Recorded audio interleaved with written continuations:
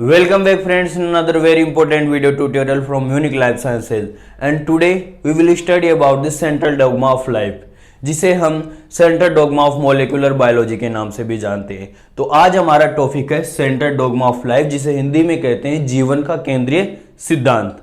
तो देखते हैं जीवन का केंद्रीय सिद्धांत क्या है और ये किसने दिया था। यदि बात करें किसने दिया था, तो ये सेंट्रल डोगमा ऑफ लाइफ सिद्धांत दिया गया था फ्रांसिस क्रिक के द्वारा। किसने दिया था? फ्रांसिस क्रिक ने।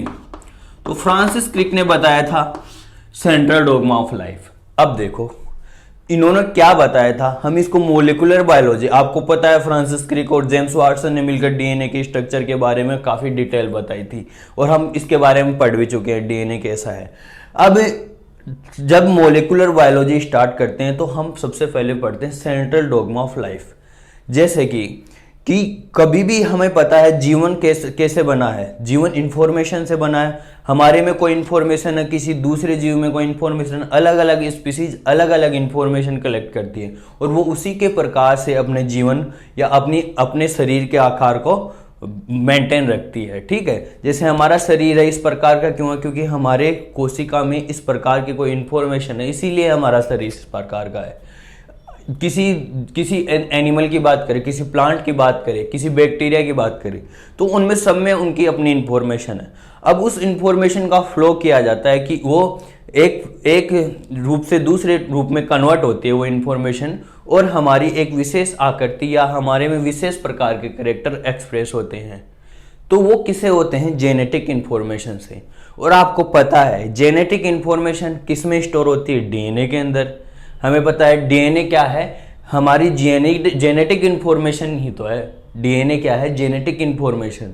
तो हर प्रत्येक कोशिका में क्या पाया जाता है? डीएनए पाया जाता है। यदि मानव की बात करते हो, एक हमारे जैसे मेरे में कोशिका है, तो वो सारी कोशिकाएं कैसी है? सेम है। और क्योंकि उनमें डीएनए सारे में सेम है, क्योंकि मैं एक ही कोशिका से बना हूं, हम सभी एक कोशिका से बने हैं और उस कोशिका में एक ही प्रकार का डीएनए है। अब वो डीएनए क्या करता है? वो डीएनए अपनी इंफॉर्मेशन को एक्सप्रेस करता है।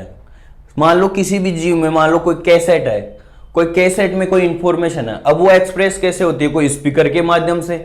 जैसे कि मेरी इंफॉर्मेशन आपके पास पहुंच रही है किसी इंटरनेट के माध्यम से, या आप अपने मोबाइल स्क्रीन के माध्यम से आप देख पा रहे हैं, तो ये माध्यम है। इसी प्रकार से मान लो डीएनए के पास कोई इंफॉर्मेशन है, तो वो अपनी इंफॉर्मेशन को एक्सप्रेस कैसे करता है। और इसकी के बारे में फ्रांसिस क्रिक ने बताया कि जब भी इंफॉर्मेशन का एक्सप्रेशन होता है तो वो एक ही दिशा में होता है। इन्होंने बताया कि जो इंफॉर्मेशन का एक्सप्रेशन होता है, यानी जेनेटिक इंफॉर्मेशन का फ्लो होता है, वो एक ही दिशा में होता है, यानी यूनिडायरेक्शनल होता है। कैसे? डीएनए से एमआरएनए बनता है, एमआरएनए से प्रोटीन बनता है, और ये एक ही दिशा में होता है। बाद में पता चला कि कुछ वायरस होते हैं और यूकेरियोटिक कोशिकाओं में भी कुछ जीन होते हैं जो क्या कर सकते हैं? आरएनए से वापस से डीएनए बना सकते हैं। लेकिन उन्होंने एक बात पक्की बताई थी कि कभी भी डीएनए प्रोटीन से वापस से आरएनए नहीं बन सकता, या प्रोटीन से वापस से डीएनए नहीं बन सकता। और ये अभी तक भी मान्यता प्राप्त है, क्योंकि कभी भी प्रोटीन से वापस से आरएनए या प्रोटीन से इंफॉर्मेशन दूसरी प्रोटीन में ट्रांसफर नहीं हो सकती। इंफॉर्मेशन ट्रांसफर हो सकती है न्यूक्लिक एसिड से न्यूक्लिक एसिड में और न्यूक्लिक एसिड से प्रोटीन में। कभी भी प्रोटीन से न्यूक्लिक एसिड में ट्रांसफर नहीं हो सकती। आप बात करें तो डीएनए और एमआरएनए दोनों ही क्या है? न्यूक्लिक एसिड है। तो न्यूक्लिक एसिड से न्यूक्लिक एसिड में तो जेनेटिक इंफॉर्मेशन ट्रांसफर हो सकती है, लेकिन कभी भी प्रोटीन से वापस से जेनेटिक इंफॉर्मेशन न्यूक्लिक एसिड में या किसी दूसरी प्रोटीन में ट्रांसफर नहीं हो सकती। तो देखिए मेन चीज पर आते हैं, क्या है सेंट्रल डोगमा ऑफ लाइफ। तो देखो सेंट्रल डोगमा ऑफ लाइफ हमें पता है डीएनए हमारी प्रत्येक कोशिका में पाया जाता है और प्रत्येक जीव में पाया जाता है। तो डीएनए क्या करता है? डीएनए अपनी रेप्लिकेशन खुद कर सकता है, यानी अपनी कॉपी बना सकता है। तो डीएनए से इंफॉर्मेशन डीएनए में दूसरे डीएनए में ट्रांसफर हो सकती है। तो इस प्रोसेस को क्या बोलते हैं हम? रेप्लिकेशन। क्या बोलते हैं? रेप्लिकेशन। ठीक है, इसीलिए मैंने ये एरो इसी प्रकार से देखा कि डीएनए से इंफॉर्मेशन डीएनए में ट्रांसफर हो सकती है।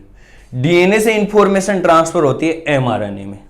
डीएनए से ट्रांसफर होती है इंफॉर्मेशन एमआरएनए में, और इस प्रक्रिया को क्या बोलते हैं हम?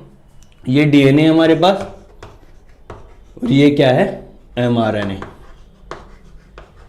ये दोनों ही न्यूक्लिक एसिड है, अब डीएनए से इंफॉर्मेशन ट्रांसफर होती है एमआरएनए, और इस क्रिया को क्या बोलते हैं? ट्रांसक्रिप्शन।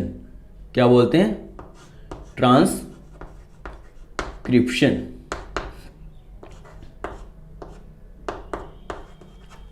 यानी अनुलेखन। हिंदी में बात करें तो इसको बोलते हैं अनुलेखन, और रेप्लिकेशन को हिंदी में बोलते हैं प्रतिकृतिकरण।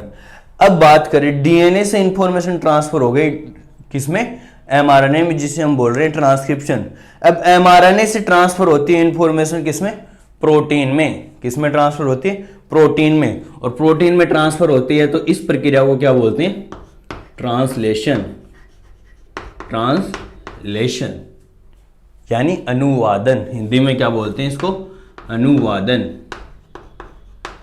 तो इस प्रकार से क्या होता है? जेनेटिक इंफॉर्मेशन का ट्रांसफर होगा।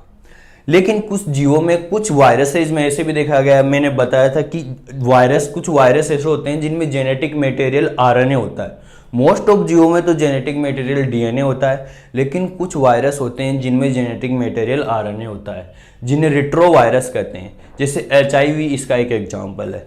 वो क्या कर सकता है? एचआईवी अपने आरएनए से डीएनए बना सकता है, और इस प्रक्रिया को कहते हैं हम, आरएनए से डीएनए बनाने की प्रक्रिया को क्या कहते हैं? Reverse transcription. क्या बोलते हैं? Reverse transcription.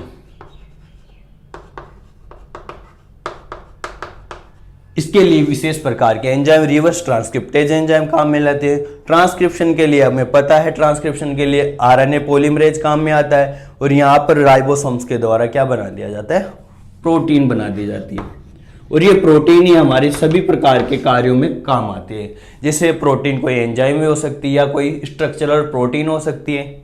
और आपको यदि एक कोशिका में किस प्रकार से जेनेटिक इंफॉर्मेशन का ट्रांसफर होता है ये भी देख लेते हैं।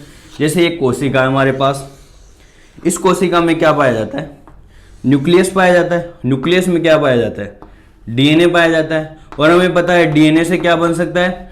डीएनए से डीएनए बन सकता है। जब कोशिका विभाजन करती है तो डीएनए की डुप्लीकेशन होता है, और जब जरूरत होती है कि डीएनए से कोई भी जीन है, कोई डीएनए में, उस जीन का ट्रांसक्रिप्शन करना है, उस जीन का हमें एक्सप्रेशन करना है, तो एक्सप्रेशन करना है तो क्या बनता है? सबसे पहले एमआरएनए बनता है। एमआरएनए बन गया डीएनए से, और ये एमआरएनए बाहर आता है साइटोप्लाज्म में।